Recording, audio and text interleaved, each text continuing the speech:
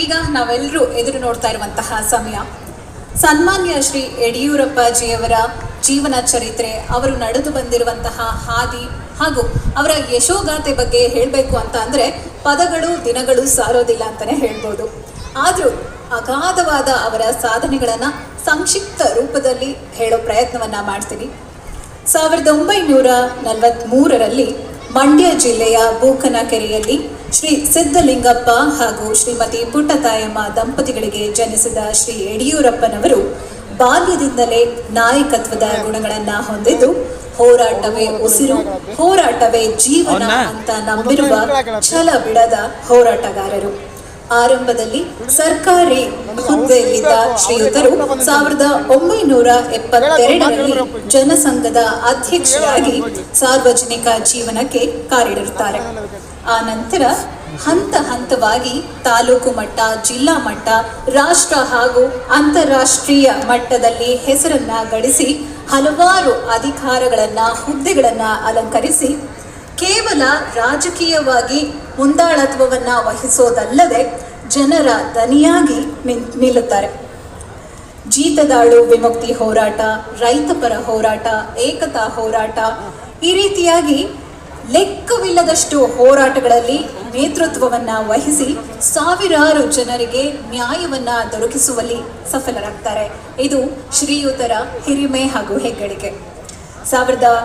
1980ರಲ್ಲಿ BJP taluk ಘಟಕದ ಅಧ್ಯಕ್ಷರಾಗಿ ಆಯ್ಕೆಯಾಗಿ 1983ರಲ್ಲಿ ಮೊದಲ ಬಾರಿಗೆ ಶಾಸಕರಾಗಿ ವಿಧಾನಸಭೆಯನ್ನು ಪ್ರವೇಶಿಸುತ್ತಾರೆ. ಆ ನಂತರದಲ್ಲಿ ಬಿಜೆಪಿ ಪಕ್ಷದ ವಿವಿಧ ಅಧಿಕಾರಗಳನ್ನು ಸ್ವೀಕರಿಸಿ 2004ರಲ್ಲಿ ವಿರೋಧ ಪಕ್ಷದ ನಾಯಕರಾಗಿ ಸರ್ಕಾರದ ನಡೆಗಳನ್ನು ಸಮರ್ಥವಾಗಿ ಪ್ರಶ್ನಿಸುವಂತಹ ನೇರ ದಿಟ್ಟತನದ ನಾಯಕರಾಗಿ ತಮ್ಮ ಪ್ರಭಾವಳಿಯನ್ನ ವಿಸ್ತರಿಸಿಕೊಳ್ತಾ ಹೋಗ್ತಾರೆ. ಆ ನಂತರದ ದಿನಗಳಲ್ಲಿ ಉಪಮುಖ್ಯಮಂತ್ರಿಗಳಾಗಿ ಹಣಕಾಸು ಖಾತೆ ಹಾಗೂ ಅಬಕಾರಿ ಖಾತೆ ನಿರ್ವಹಣೆ ಮಾಡಿದ್ದ ಶ್ರೀಯುತರು 2007ರಲ್ಲಿ ಪ್ರಪ್ರಥಮ ಬಾರಿಗೆ ರಾಜ್ಯದ ಮುಖ್ಯಮಂತ್ರಿಗಳಾಗಿ ಪ್ರಮಾಣ ವಚನವನ್ನ ಸ್ವೀಕರಿಸುತ್ತಾರೆ.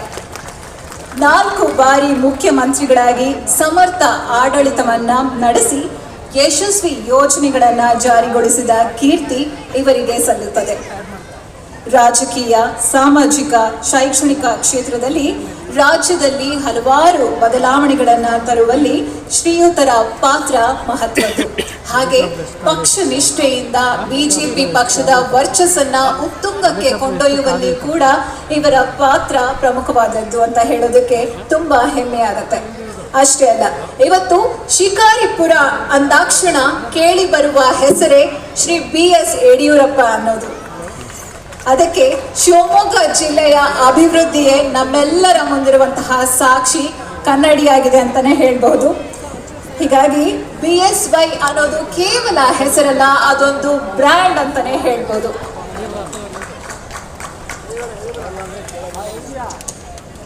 ಪಕ್ಷಕ್ಕೆ, ತಮ್ಮ ಜಿಲ್ಲೆಗೆ, ನಮ್ಮ ರಾಜ್ಯಕ್ಕೆ, ಒಟ್ಟಾರೆ ಸಮಾಜಕ್ಕೆ ಬಹುತೇಕ ಎಲ್ಲ ಕ್ಷೇತ್ರಗಳಲ್ಲಿ ಮಹೋನ್ನತ ಕೊಡುಗೆಗಳನ್ನು ಇವರು ಮಾಡಿರುವಂತಹ ಅಪ್ರತಿಮ ಸಾಧನೆಗಳನ್ನು ಗುರುತಿಸಿ ಶ್ರೀ ಸನ್ಮಾನ್ಯ BS ಯಡಿಯೂರಪ್ಪಜಿ ಅವರಿಗೆ ವೇದ ಸಂಸ್ಥೆಯ ವತಿಯಿಂದ ಜೀವಮಾನ ಸಾಧನೆ ಪ್ರತೀಕವಾಗಿ ಕೊಡುವಂತಹ ವೇದ ಕಾಯಕ ರತ್ನ ಪ್ರಶಸ್ತಿಯನ್ನ ನೀಡಿ ಈಗ ಗೌರವಿಸಲಾಗುತ್ತೆ.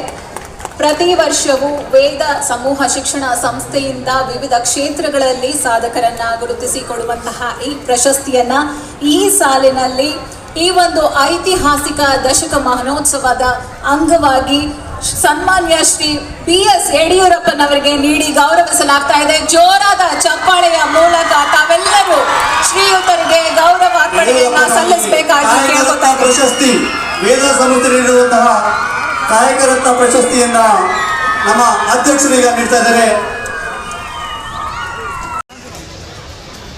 ತಲೆಬಾಗಿ ನಮಸ್ಕರಿಸುತ್ತಾ ಸಂಸತ್ ಸದಸ್ಯರಾದಂಥ ಹಿರಿಯರಾದಂಥ ಮಾನ್ಯ ಗೋವಿಂದ ಕಾರಜೋಳಜಿಯವರೇ, ಈ ವೇದ ಸಮೂಹ ಶಿಕ್ಷಣ ಸಂಸ್ಥೆಯನ್ನು ಕಟ್ಟಿ ಇಷ್ಟು ಎತ್ತರಕ್ಕೆ ಬೆಳೆಸಿ ನಮ್ಮನ್ನೆಲ್ಲ ಕರೆಸಿ ಸನ್ಮಾನ ಮಾಡ್ತಾ ಇರುವಂಥ ಮಾನ್ಯ DT ರವೀಂದ್ರ ಅವರೇ, ಮರಿಸ್ವಾಮಿ ಅವರೇ, ಕುಮಾರಸ್ವಾಮಿ ಅವರೇ, ಸತೀಶ್ ಅವರೇ, ಚಂದ್ರಣ್ಣನವರೇ, ಈರಣ್ಣವರೇ, ಅಭಿನಂದನ್ ಅವರೇ, ವೇದಿಕೆ ಮೇಲಿರುವಂಥ ಎಲ್ಲ ಮುಖಂಡರೇ, ಇಷ್ಟು ದೊಡ್ಡ ಸಂಖ್ಯೆಯಲ್ಲಿ ಸೇರಿರುವಂಥ ಈ ಶಾಲೆಯ ವಿದ್ಯಾರ್ಥಿನಿಯರೇ ಮತ್ತು ಸಾರ್ವಜನಿಕ ಬಂಧು ಭಗಿನಿಯರೇ, ಮಾಧ್ಯಮದ ಸ್ನೇಹಿತರೆ,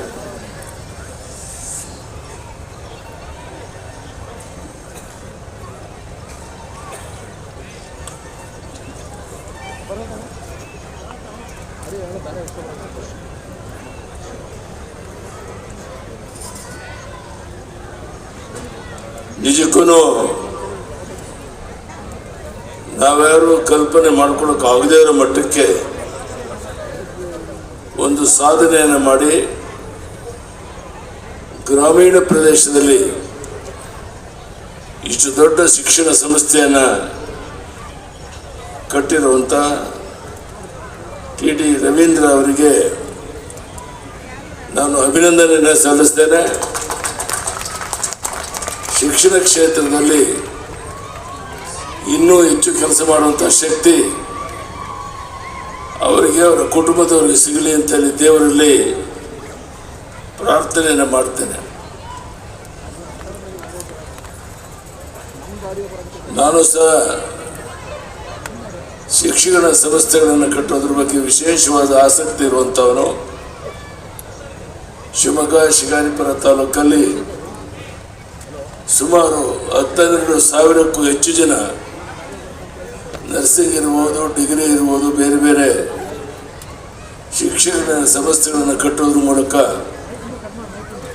ಆ ಭಾಗದ ಜನರಿಗೆ,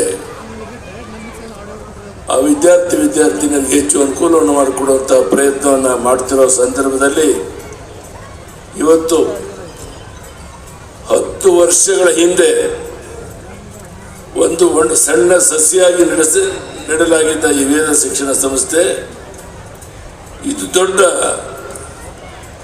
ಹೆಮ್ಮೆರವಾಗಿ ಬೆಳೆದಿರುವಂತಹದ್ದು ಅತ್ಯಂತ ಸಂತೋಷದ ವಿಷಯ.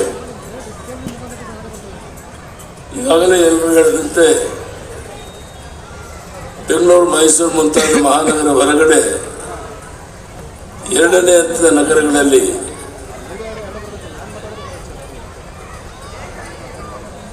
ಸಾಣೇಕೆರೆ ಅಂತ ಪ್ರದೇಶದಲ್ಲಿ ಗುಣಮಟ್ಟದ ಶಿಕ್ಷಣ ನೀಡುವಂಥದ್ದು ನಿಜವಾಗೂ ಶ್ಲಾಘನೀಯ. ವಿಶೇಷವಾಗಿ ಗ್ರಾಮೀಣ ಭಾಗದ ಮಕ್ಕಳಲ್ಲಿ ಅಪಾರವಾದಂಥ ಪ್ರತಿಮೆ, ಬುದ್ಧಿವಂತಿಕೆ ಇದೆ. ಅವರಿಗೆ ಸರಿಯಾದಂಥ ವೇದಿಕೆ, ಅವಕಾಶ, ಬೆಂಬಲ ಸಿಕ್ಕರೆ ಅವರು ಜಾಗತಿಕವಾಗಿ ಕೂಡ ಸಾಧನೆ ಮಾಡಬಲ್ಲರು. ವೇದ ಸಂಸ್ಥೆ ಆ ವೇದಿಕೆಯನ್ನು ಒದಗಿಸುವಂಥ ಕೆಲಸ ಮಾಡ್ತಾ ಇದೆ. ಯಾವುದೇ ಒಂದು ಸಂಸ್ಥೆಗೆ ಮೊದಲ 10 ವರ್ಷಗಳು ಅಡಿಪಾಯವಿದ್ದಂತೆ ಈ 10 ವರ್ಷಗಳಲ್ಲಿ ಸಂಸ್ಥೆಗೆ ಗಟ್ಟಿ ಅಡಿಪಾಯವನ್ನು ಕಟ್ಟಿರುವ DT ರವೀಂದ್ರ ಮತ್ತು ಅವರ ತಂಡಕ್ಕೆ ನನ್ನ ಹೃದಯಪೂರ್ವಕವಾದ ಅಭಿನಂದನೆಗಳನ್ನು ಸಲ್ಲಿಸ್ತೇನೆ. ಅಣ್ಣ ಬಸವಣ್ಣವರು ಒಂದು ಮಾತು ಹೇಳಿದ್ದಾರೆ, ಅರಿವೇ ಗುರು, ಆಚಾರವೇ ಶಿಷ್ಯ ಅಂದರೆ ಮೊದಲು ತಿಳಿದುಕೋ, ನಂತರ ಆಚರಿಸುವಂತ ಅರ್ಥ. ಕೇವಲ ಅಂಕ ಗಳಿಸುವಂತಹದ್ದು ಶಿಕ್ಷಣವಲ್ಲ, ಸಂಸ್ಕಾರ ಮತ್ತು ಮಾನವತೆಯ ಮುಖ ಅದನ್ನು ಇಲ್ಲಿ ಅವರು ಕಳಿಸ್ಕೊಡ್ತಾ ಇದ್ದಾರೆ. ಹಾಗೆ ಮಕ್ಕಳ ಭವಿಷ್ಯ ರೂಪಿಸೋದ್ರಲ್ಲಿ ಶಿಕ್ಷಕರ ಪಾತ್ರ ಬಹಳ ದೊಡ್ಡದು.